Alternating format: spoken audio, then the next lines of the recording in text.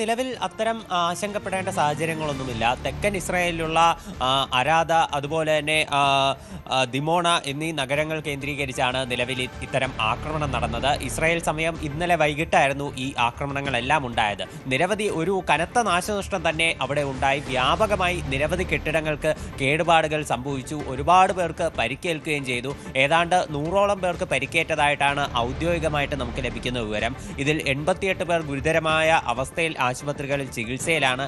പലരുടെ നില ഒരു നമുക്ക് പ്രവചിക്കാൻ കഴിയാത്ത അവസ്ഥയിലാണ് എന്നാണ് അറിയാൻ സാധിച്ചിട്ടുള്ളത്. ഇസ്രായേലിന്റെ എല്ലാ ഡിഫൻസ് സംവിധാനങ്ങളെയും തകർത്തുകൊണ്ടായിരുന്നു ഇറാന്റെ ഈ മിസൈൽ ആക്രമണം. ഇറാന്റെ കയ്യിലുള്ള 2 സ്റ്റേജ് ബാലിസ്റ്റിക് മിസൈൽ വഴിയായിരുന്നു ഈ ആക്രമണം എന്ന് പറയുന്നത്. ഇതൊരു അത്യാധുനിക ലോങ് റേഞ്ച് ബാലിസ്റ്റിക് മിസൈലാണ്.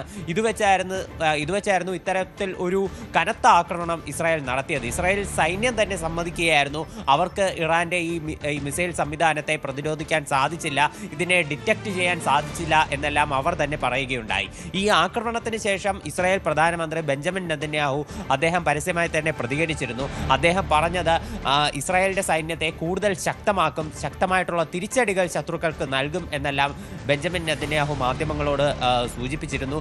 അതുപോലെ തന്നെ ഇപ്പോൾ അദ്ദേഹത്തിന്റെ ആ പ്രസ്താവനയ്ക്ക് ശേഷം ഇസ്രായേൽ ആർമിയുടെ ഭാഗത്ത് നിന്ന് ഒരു പത്രക്കുറിപ്പ് വന്നിരുന്നു.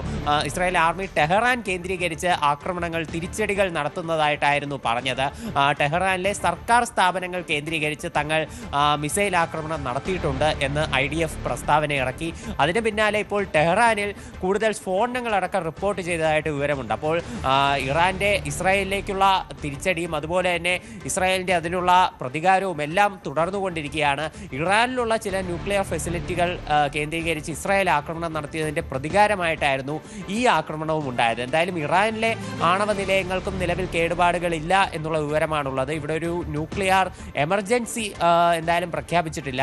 ഇസ്രായേലിൽ നടന്നിട്ടുള്ള ആക്രമണവും സുരക്ഷിതമാണ് എന്നാണ് അറിയാൻ സാധിച്ചിട്ടുള്ളത്. ഇവിടെ ഈ ദിമോണ അതുപോലെ ഈ അരാദ് നഗരങ്ങൾ കേന്ദ്രീകരിച്ച് ഇവയ്ക്കിടയിലായിട്ട് ഒരു ന്യൂക്ലിയർ ഗവേഷണ കേന്ദ്രമുണ്ടായിരുന്നു. അപ്പോൾ ഈ കേന്ദ്രം ലക്ഷ്യമാക്കിയാണ് ഇത്തരം ഒരു ആക്രമണം നടന്നത്.